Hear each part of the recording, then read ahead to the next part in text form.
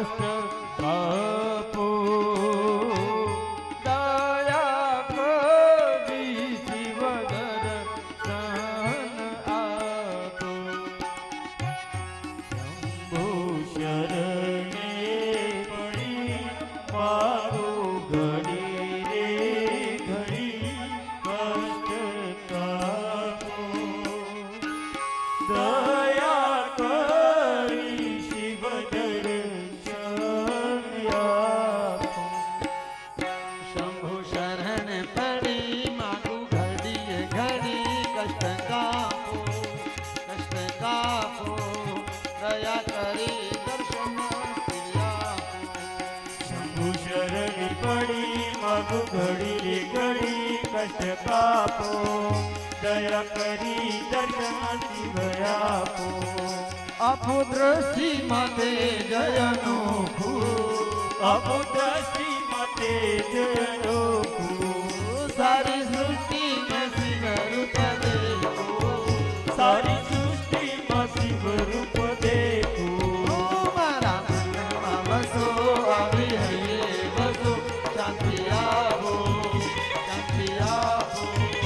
दया करे दर्शन शिवा मर मन बसो अभी बसो शक्ति आपो दया करी दर्शन शिव आपो शंभु शरण पड़ी बाबू गड़ी कष्ट कापो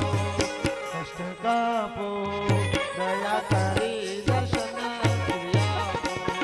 शंभु शरण पड़ी मागो घड़ी घड़ी कष्ट कापो दया करी दर्शन शिव आपो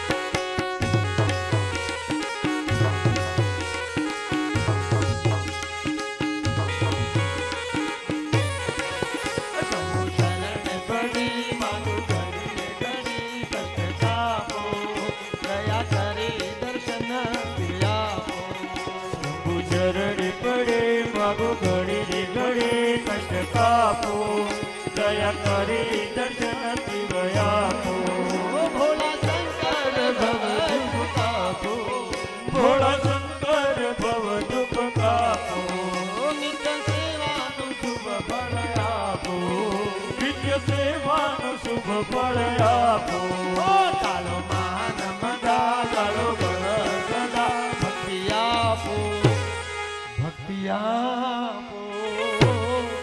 दया करी दर्शन शिव आपो गाळो मन बदा गाळो गर्व सदा भक्ति आपो दया करी दर्शन शिव आपो आखिरी स्तुति की कड़ी सबके हाथ ऊपर उठ जाने चाहिए एक बार प्यार से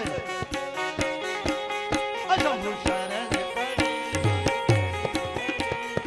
आपो दया करे दर्शन शिव आपो शंभु शरण पड़े मागो घड़ी रे घड़ी कष्ट कापो दया करी दर्शन शिव आपो अंगे शोभे से रुद्रनि माला अंगे शोभे से रुद्रनि माला कंठे लटके से भोरी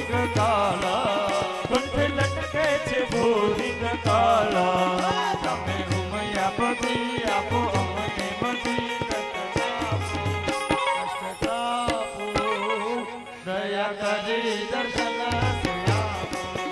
અમે ઉમયપતિ અમે અપુરીપતિ કષ્ટ કાપો દયા કરી દર્શન શિવ આપો શંભુ શરણ કરી મારું ઘડી ઘડી કષ્ટ કાપો, કષ્ટ કાપો, દયા કરી દર્શન શિવ આપો. પૂજરણી પડે માગ ઘડી ઘડે કષ્ટ કાપો દયા કરી દર્શન શિવ આપો દયા કરી દર્શન શિવ આપો. દયા કરી દર્શન શિવ આપો શંભુ શરણે પડી મારું ઘડી ઘડી કષ્ટ કાપો, દુઃખડા કાપો, દયા કરી દર્શન શિવ આપો. શંભુ શરણે પડે માગું ઘડી ઘડે કષ્ટ કાપો દયા કરી દર્શન શિવ આપો बोलिए भाड़ेश्वर ભગવાન કી सोमनाथ મહાદેવ કી જય यहाँ देवता लोग महादेव जी की स्तुति कर रहा है. हमें आगे कथा में दक्ष के यज्ञ को सफल बनाना है, लेकिन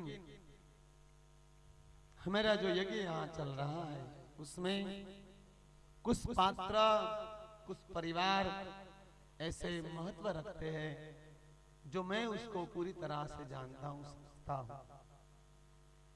तो कल मेरे महादेव जी के व्याह थे, उसमें सभी देवताओं प्रसन्न के पात्र थे, प्रशंसा के लायक थे, लेकिन सभी देवताओं को प्रशंसा कौन से मिली? मेरे महादेव जी की बारात में आए थे इसलिए. तो जिन लड़की ने महादेव जी का पात्र लिया था और जिन बेटी ने भवानी का पात्र लिया था, वो दो महत्व के पात्र थे. और मेरी कथा का ये नियम है, मेरा खुद का ये भाव है कि जो शिव और भवानी के पात्र लिए गए थे, जिसका सदा के लिए मेरे महादेव और मेरी भवानी रक्षण करे, इसीलिए हम उसको इस रुद्र कवच से नवाजते हैं. विष वाला रुद्राक्ष इसमें त्रिमुखी है, जिसमें देविया, साधन विद्या, ब्रह्मा विष्णु सभी प्रमुख शक्तियां समाई है. और एक तरफ 4 मुखी, एक तरफ 5 मुखी. कभी ऐसा भी होता है दोनों तरफ 5 मुखी रुद्राक्ष होते हैं, इसको रुद्र कवच कहते हैं. तो जिसका भगवान ने भाग्य की चरा ना करके दोनों को पात्र दिया, शिव और भवानी का, तो हमारी व्यासपीठ भी उसके भाग्य को चराते हुए शिव और भवानी दोनों पात्र का रुद्र कवच से अभिवादन करना चाहते हैं, स्वागत करना चाहते हैं. तो जो बेटी पार्वती के पात्र में थी, शिव के पात्र में, दोनों स्टेज पर आ जाए. हम इन दोनों का स्वागत इस रुद्र कवच से करना चाहते हैं.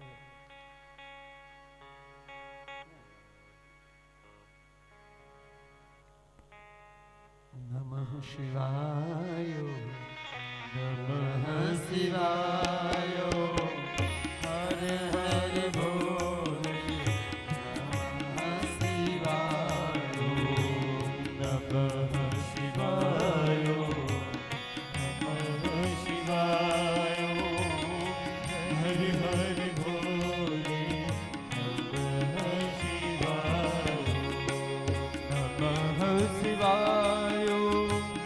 નમઃ શિવાય નમઃ શિવાય હર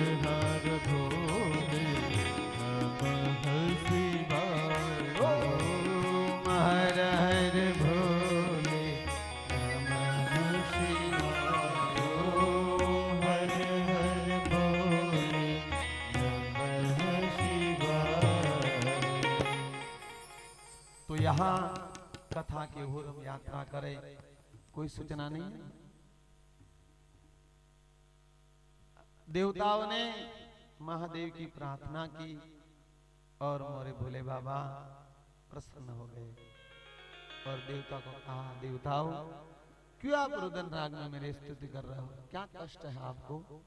सभी देवताओं ने हाथ छोड़कर परमात्मा को वंदन किया और कहा, प्रभु आपने दक्ष का विध्वंस किया, दक्ष दुर्गति के मार्ग पर गया। अगर प्रजापिता मर जाए तो प्रजा का क्या हाल होगा प्रभु? यहाँ मेरे महादेव ने बहुत अच्छे शब्द सुने हैं, सुनिए ध्यान से। महादेव ने जो शब्द कहा है वो मेरे लिए बहुत महत्व रखते हैं। यहाँ भगवान ने स्वयं कहा, हे देवता, आप ये कह रहे हैं कि मैंने दक्ष यज्ञ का विध्वंस किया? नहीं, मैं निर्दोष हूं। दक्ष सदा के लिए दुष्टों को कष्ट देता है, दूसरों का अपमान करता है और सदा के गमन में सदा दूत रहता है और सदा दूसरों का अहित दिखता है। इसलिए दक्ष का यज्ञ विध्वंस हुआ, उसके कर्मों का फल है। वीरभद्र तो निमित्त बना है, मैं किसी को सुख और दुख नहीं देता देवताओं, सभी को अपने कर्मों का फल मिलता है। वही दक्ष को मैंने सती विवाह में चिरंजीवी राज्य रहो ऐसा आशीर्वाद दिया था, लेकिन इसने सती का अपमान किया और पवित्र कार्य बदले के लिए किया। इसलिए दक्ष को उसके कर्मों का फल मिला है। मैं निर्दोष हूं देवताओं, मैं किसी को सुख और दुख नहीं देती। तो यहाँ मेरे लिए महत्व ये शब्द रखता है कि हमें दुख मिले सुख मिले वो कर्मों से मिलता है। देवता उसमें, परमात्मा उसमें नहीं जवाबदार। आज बहुत से लोग मुझे कहते हैं कि बापू एक बेटा था भगवान ने ले लिया, क्यों क्यों ऐसा बोलते हो? पहला इतना था भगवान ने दुख दिया। नहीं, और एक बात ये भी बता दूं, मैंने 2 दिन पहले ही बात सुनी, 1 दिन पहले बात सुनी है यहाँ आबू रोड में, कि इतना भगवान की उपासना करते हैं, इतना हम वो करते हैं, फिर भी ये दुख आता है। तो क्यों आप भजन इसलिए करते दुख ना आए? इसलिए आप भगवान को इसलिए मानते हैं, इसलिए उपासना करता है कि आपको पीड़ा न हो, कष्ट न हो? नहीं, आप ध्यान से सुने, कष्ट पीड़ा वो भी अलग है और भक्ति भी अलग है, इससे ऐसा कोई संबंध है ही नहीं। आप दिमाग से निकाल दीजिए बात। जो आपको दुख मिल रहा है, जो आपको पीड़ा मिल रही है, वो तो आपको कर्मों का फल है, इससे भक्ति से क्या लेना देना है? तो अगर ऐसा होता तो बड़े बड़े संत हुए इस भूमंडल में, भारत में, सभी ने पीड़ाए दिक्कत सहन की है। डोंगरेज बाबा जैसा महावक्ता स्वयं जो सुखदेव जी का अवतार कहलाता, उसको भी अंत में दुख हुआ था, कैंसर हुआ था। रामकृष्ण परमहंस को भी हुआ था। हमारे कुछ समय पहले पांडुरंग शास्त्री, जिसने पूरे विश्व में गीता का पूरा प्रकाश किया, उसको दोनों पैर कटवाने पड़े थे। तो क्या आप इसलिए भगवान को मानते कि आपको पीड़ा ना हो? नहीं, आपकी पीड़ा से और भगवान की भक्ति से कोई संबंध है ही नहीं। जैसे और धरती और आसमान, आपको भगवान की भक्ति इसलिए करनी है कि आपको भगवान को अच्छे लगे। कर्मों से उसका कोई नाता है नहीं, ये दूसरी कैसेट हो रही है। इसलिए भगवान के मानने वाला कभी ये मत बोले कि मैंने भगवान को माना, इतना दान किया, इतना पुण्य किया, फिर भी मेरे घरे मुश्किल परेशानी आई। नहीं, ये आपके कर्मों का फल है। अगर आप भगवान के नाम से किसी से घर को सुरा के ले आते हैं तो उसमें भगवान इन्वॉल्व नहीं है, वो आप जवाबदार है। बहुत से लोग भगवान को मैं नहीं मानता, मुझे दुख होता है, मैं दया आती है उस पर। यहाँ देवताओं को कह दिया महाजन, आए देवता लोग, मैं जवाबदार नहीं, वो दक्ष के कर्म जवाबदार। देवताओं ने कहा प्रभु अब तो भक्तवत्सल है, करुणा निधान है, अगर आप दक्ष को क्षमा नहीं करेंगे तो कौन करेगा? आपसे ऊपर तो कोई है नहीं, आप सर्वस्व है हमारे। तो हमारे सबकी प्रार्थना है, दक्ष नादानी में गलती कर गया तो आपको क्षमा कर देना जाए। अब तो महादेव है, क्षमा तो आपका धर्म है, क्षमा आपका स्वयं का सद्गुण है। महादेव को अच्छा लगा और महादेव देवता के साथ आए और दक्ष गण में परमात्मा बधारे। परमात्मा की दृष्टि से सब कुछ ठीक हो गया, देवताओं के अंग भंग सरके हो गए, यज्ञ प्रारंभित हुआ और जो मृत्यु पामे थे ऋषि सब सजीवन हुए और वीरणी कल्पात करते हुए आई और परमात्मा के शरण में गिरकर रोने लगी और परमात्मा की स्तुति करने लगी। प्रभु मेरा पति नादान था, मैं समझती हूँ, उसने आपका अपमान किया है, लेकिन आप उसको क्षमा करें, मैं आपकी भक्त हूँ। भगवान को करुणा आई, वीरभद्र को बुलाया, दक्ष के शरीर को लाया गया, सिर बोले उस समय तो अग्नि में आहुति दे दी। प्रभु जाओ किसी का सिर ले आओ जो सामने पहला है।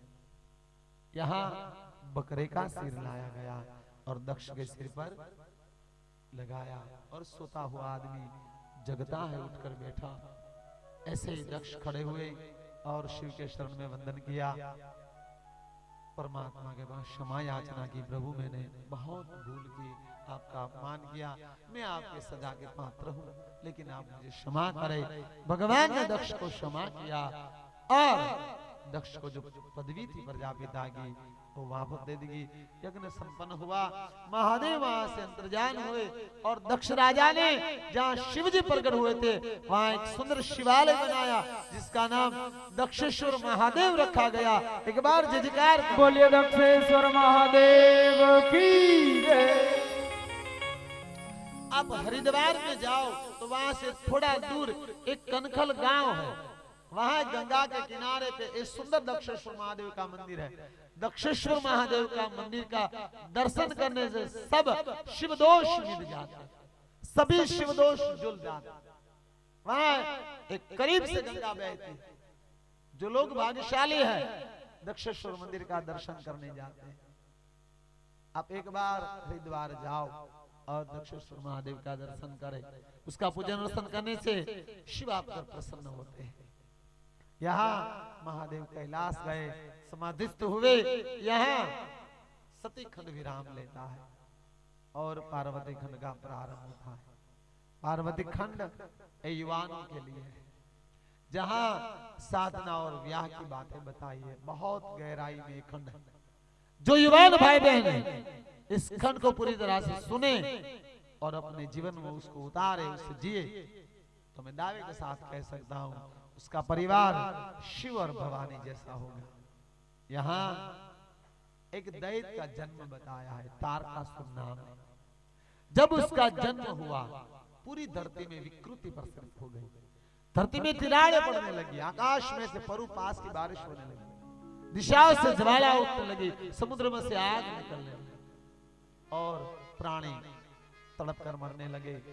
सब वंदनाएं जल उठी और सभी देवताओं चिंतित हुए कि क्या हो रहा है, पूरा समाज विकृति में क्यों धकेला जा रहा है, पूरी धरती विकृति तरफ धकेलाई। उस समय दैत्य का जन्म हुआ जिसका नाम तारकासुर था। बहुत भयंकर है राक्षस था।